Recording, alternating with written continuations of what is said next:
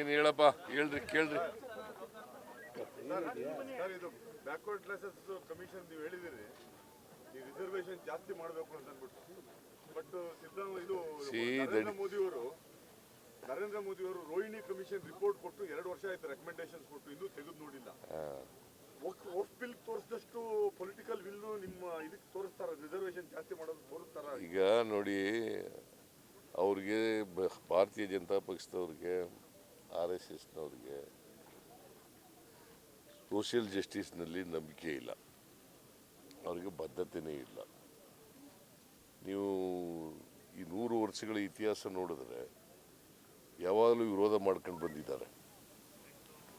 ನಾಲ್ವಡಿ ಕೃಷ್ಣರಾಜ ಒಡೆಯರು Miller commission ಆಯ್ತಲ್ಲ, ಅವತ್ತಿನಿಂದ ಇವತ್ತಿನವರಿಗೆ ವಿರೋಧ ಮಾಡ್ಕೊಂಡೇ ಬಂದಿದ್ದಾರೆ.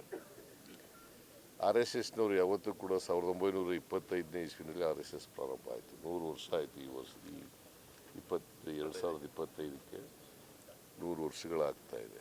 ಯಾವತ್ತೂ ಅವರು ಮೀಸಲಾತಿನ ಒಪ್ಕೊಂಡಿಲ್ಲ. ಆದರೆ ಅನಿವಾರ್ಯವಾಗಿ ರಾಹುಲ್ ಗಾಂಧಿಯವರು ಒತ್ತಾಯ ಮಾಡ್ತಾಯಿದ್ರು. ಕಳೆದ 2 ವರ್ಷಗಳಿಂದ ಭಾಳ ಸೀರಿಯಸ್ ಆಗಿ ಒತ್ತಾಯ ಮಾಡ್ತಾಯಿದ್ರು. ಮತ್ತು ಮ್ಯಾನಿಫೆಸ್ಟೋನಲ್ಲೂ ಕೂಡ ಸೇರಿಸಲಿಕ್ಕೆ ಅವರೇ ಕಾರಣಕರ್ತರು. ಮತ್ತು ನಾವು ಪತ್ರನೂ ಬರೆದಿದ್ದೆವು.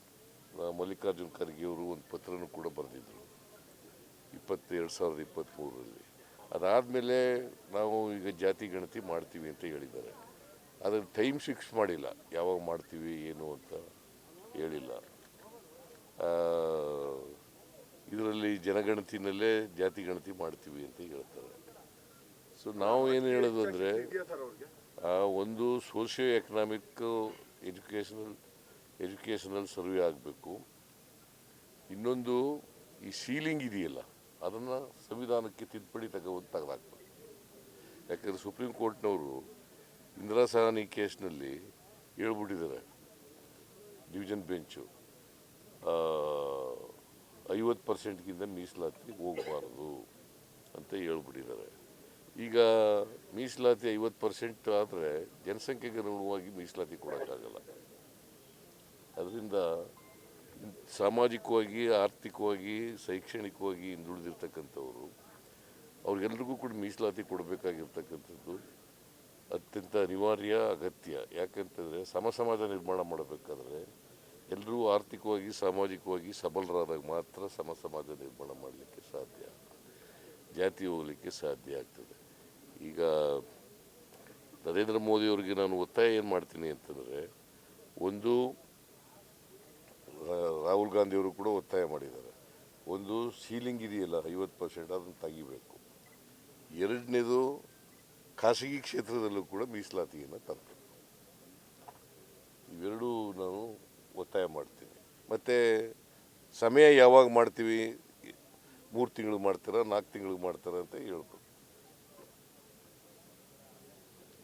ರೋಹಿಣಿ ಮೀಸಲಾತಿ ಇದೆಯಲ್ಲ, ಅದ್ರ ಜೊತೆಗೆ ಇದನ್ನು ಕೂಡ ಮಾಡಬೇಕು. ಸರ್, ಮಂಗಳೂರಿನಲ್ಲಿ ಹಿಂದೂ ಕಾರ್ಯಕರ್ತನ ಹತ್ಯೆ ಆಗಿದೆ ಸರ್. ಮಂಗಳೂರಿನಲ್ಲಿ ಪದೇ ಪದೇ ಕೋಮು ಗಲಭೆಗಳು ನಡೀತಾ ಇರೋದು. ಈಗ ಅಲ್ಲಿ ನಾನು ಇದು ಯಾಕೆ ನಡೆದಿದೆ ಅಂತ ಗೊತ್ತಿಲ್ಲ ನನಗೆ. ರೌಡಿ ಶೀಟರ್ ಆಗಿದ್ದ ಅಂತ ಹೇಳ್ತಾರೆ. ನಾನು ನೋಡಬೇಕು ಅದನ್ನು. ಇನ್ನೂ ಮರ್ಡರ್ ಆಗಿದೆ. ಪೊಲೀಸ್ನವ್ರಿಗೆ ನಿನ್ನೆ ಮಾತಾಡಿದಾಗ ಲಾ ಆ್ಯಂಡ್ ಆರ್ಡರು ADGP ಇದ್ದಾರಲ್ಲ, ಅವ್ರನ್ನ ಕಳಿಸಿದ್ದೀವಿ. ಕೂಡಲೇ ಅಲ್ಲಿ ಹೋಗಿ ನೋಡಪ್ಪ ಏನಾಗಿದೆ ಅಂತ ನೋಡಬೇಕು ಅಂತ. ಯಾಕೆ ಮರ್ಡರ್ ಆಗಿದೆ, ಏನು ಕಾರಣ, ಇವೆಲ್ಲ ಗೊತ್ತಿಲ್ಲ ನನಗೆ. ಯಾರು ಮಾಡಿದ್ದಾರೆ, ಅದಕ್ಕೆ ಕೂಡಲೇ ಅಕ್ಯೂಸ್ಡ್ ಯಾರ್ಯಾರು ಆಗಲಿ, ಮನುಷ್ಯನ ಪ್ರಾಣ ಭಾಳ ಮುಖ್ಯ. ಅದಕ್ಕೋಸ್ಕರ ಕೂಡಲೇ ಅಪರಾಧಿಗಳನ್ನು ಪತ್ತೆ ಹಚ್ಚತಕ್ಕಂಥ ಕೆಲಸ ಮಾಡಬೇಕು, ಅವ್ರನ್ನ ದಸ್ತಗಿರಿ ಮಾಡಬೇಕು, ಅವ್ರ ಮೇಲೆ ಕಾನೂನು ರೀತಿಯ ಕ್ರಮ ತಗೊಳ್ತಕ್ಕಂಥದ್ದು ಆಗಬೇಕು ಅಂತ ಹೇಳಿದ್ದೀನಿ.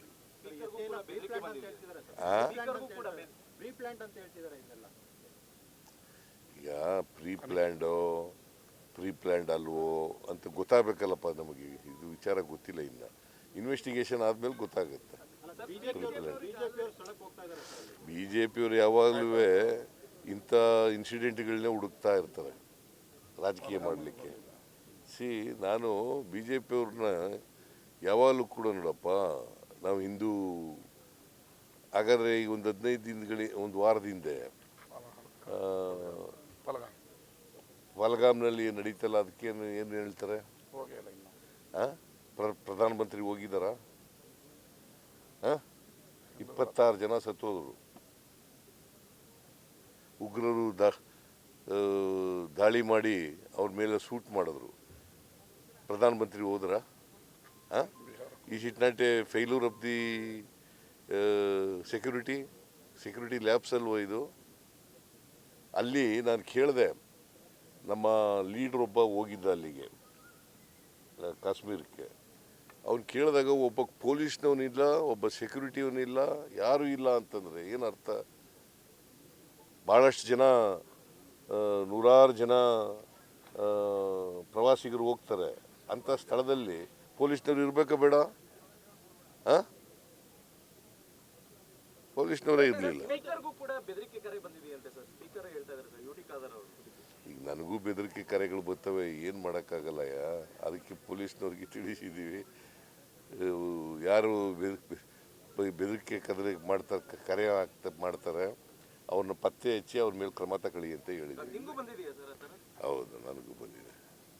ಸರ್, ಇನ್ನೊಂದು, ನಿಮ್ಮ ಸರ್ಕಾರ ಬಂದ್ಮೇಲೆ ಪ್ರತಿ ಸಾರಿನೂ ಲಿಕ್ಕರ್ ಪ್ರೈಸಸ್ ಜಾಸ್ತಿ ಆಗ್ತಾ ಇದೆ ಅಂತ ಪಾಪ ಎಲ್ಲರೂ ಬೇಜಾರು ಮಾಡ್ಕೊಂತಾ ಇದ್ದಾರೆ. 10% 8% ಯಾವ ಥರ ಅಂತ ಅಂದ್ಬಿಟ್ಟಿದ್ದಾರೆ. ಇಲ್ಲ ನೋಡಯ್ಯ,